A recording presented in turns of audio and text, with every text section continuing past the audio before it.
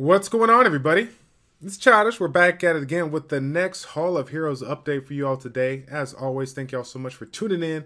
If you're new to the game, welcome to Summoner's War. Once a month, every month, CompTours gives us the opportunity to collect a 4-star unit from the Hall of Heroes Secret Dungeon. This time around, it's going to be a dark unit. We got ourselves Karl, the Dark Neostone Fighter. We're going to have 3 days and 3 days only to go ahead and collect all the pieces needed to summon him from May 12th to May 15th. As you can see right here, we're going to have 10 floors that we're going to be able to collect 25 pieces floor for so that you can get yourself 5 summons here. Everybody has commented in various Reddit posts and official forums and whatnot. Is this good? Is this food?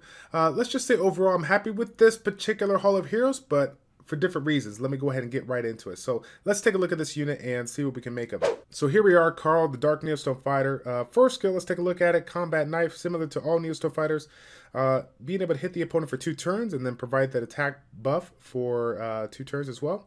Second skill, Relentless Strike, a really strong damage shielding skill, also providing the critical rate bonus for 2 turns. And then last but not least, the one that everyone's kind of keeping track of here, Piercing Dagger, ignores all damage reduction offense and has the ability to land a critical hit, guaranteed. Okay, we have this leader skill that we're going to be awakening into. So once you get it awakened, we're going to get this 25% universal leader skill that we're going to be used, anywhere you need to. So overall, I mean, as far as a unit that doesn't need a lot of other things outside of what it has, what it brings to the kit, it is pretty unique. But when it comes to a variety of aspects in the game, if we talk about the PvP side, it is a great attack monster, but it is a squishy unit.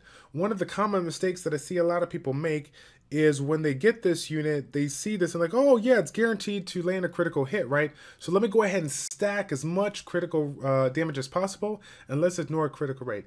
Keep in mind, guys, that while it is important to get that critical damage up, like any other unit we look at, if you don't have enough critical rate to justify running critical damage on the 4th slot, then you're almost at a waste for time. It doesn't really make too much sense why I'm saying that, because with the 3rd skill, right, you have a guaranteed critical hit, right? So what's the point of that? Well, the 3rd skill is one of 3 skills that it's going to be bringing to the mix. This skill is going to be available to use every 5 turns. So if you have enough skills to reduce it down to 3 turns, you still have the other 2 turns where you're going to be using 2 different skills that's not going to have that guaranteed critical rate, right? So that you can land it. But, the good thing about it is the 2nd skill, you are getting that 30% increase. So ultimately, if you can ruin this monster to have 70% critical rate, similar to how you would ruin your other attack monsters that are running the attack rate damage attack format here, that's going to be the way to go. We can collect this. Everyone can collect this relatively easy, right? We're going to be able to get 5 skill ups. So I am super excited because, again, like you might have guessed, one of my favorite monsters to use, and when it comes to Guild Wars, Trevor, Fire Neostone Fire, he is on point. And because of the fact that he brings that passive, you only have to focus on maxing 2 skills. So this is going to make it a little bit easier for you if you don't have this unit skilled up, so that you can take advantage of maxing this out while maybe saving one of the Dark Neostone Fighter, so that you can, inevitably, build it for fun whenever you decide to use it. So when it comes to uses outside of the PvP world, I think this is one that's going to be very, very limited, because even though it provides the attack buff and the critical rate bonus, as well as providing the decent amount of damage, it lacks that utility aspect, the harmful effects that it needs to make it viable in a lot of other aspects of the game. Now, I'll tell you what, though, I obviously I'm going to farm it just like you guys. I ain't going to lie. I already got a Trevor right now, so I'm looking to take 4 out of these 5 skill ups and build a Ryan. This is one that I've been looking at for quite some time, and I truly believe that he is definitely a great monster when it comes to PvE progression. If you're looking for a unit that's going to provide those multi-hit effects that you're looking for in Necropolis B10, as well as some harmful effects that you can utilize not only in Necropolis, but even Dragons, if you're looking to bring that kind of unit to the mix. So if you haven't taken a look at this yet, same thing as before. You have that attack buff that you're going to be bringing. You have a way of providing the continuous damage as well as a defense break. In addition to that, the 3 times hit for more continuous damage, as well as providing the hit point recovery for 2 turns if you land a critical hit. Now, let's not get it twisted, right? We got a defense leader skill for 33%, so that's really going to help in that aspect of Necropolis B10 or Drags B10, however we decide to use it. But ultimately, two skills are revolved around the critical hit aspect. So if you're going to be building this one, make sure you have enough critical rate to justify using this unit.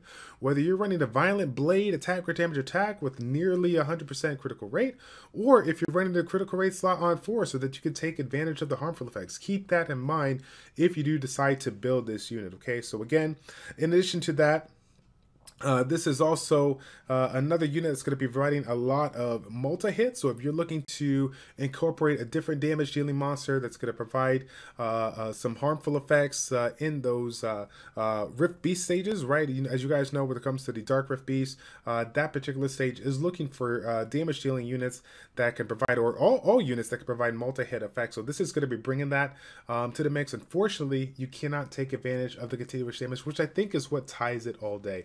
But either way, not a lot of people have a ton of multi-hit units, so this can be an option if you're looking to go that route. Okay, so that is it, guys, for this particular Neostone Fighter review.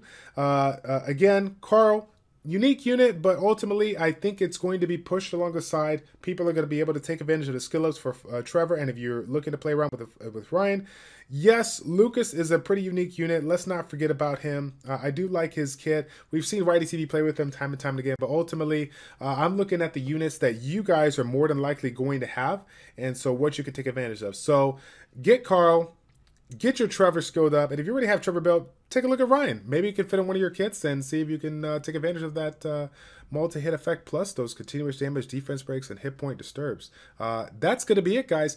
Thank you so much for tuning in for this Hall of Heroes review. It's your boy Childish, your Childish Play, checking out. Take care, and we will see you next time, guys. We're out.